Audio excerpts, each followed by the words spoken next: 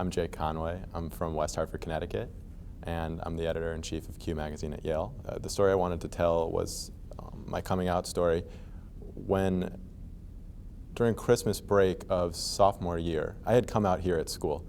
I was sort of outed by a friend, which was fine. I mean, it's probably better. She propelled me along a little bit, I guess.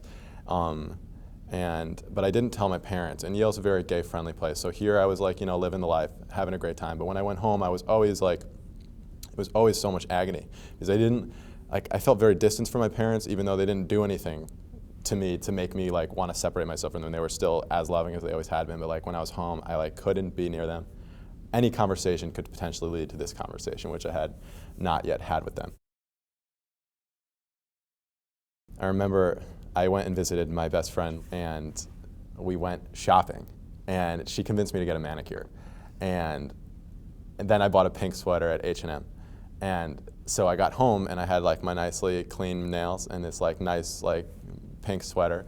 And my mom was kind of just like, oh, like what's that all about? And like I'm like from a very liberal family, like very open family, but like I think it just like kind of clicked in her mind at that point, because a couple of days later, this is Christmas break, she confronted me on the issue, and I was horrified. I said, we're not talking about this now, and obviously that itself telling her that I had effectively outing myself with that one line. But I locked myself in my room, and I called my best friend from West Hartford, and I said, I don't know what to do.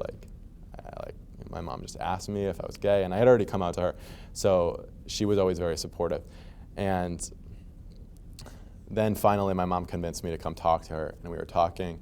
We had a very nice conversation. She was very accepting, but she was also deeply moved and like very emotional.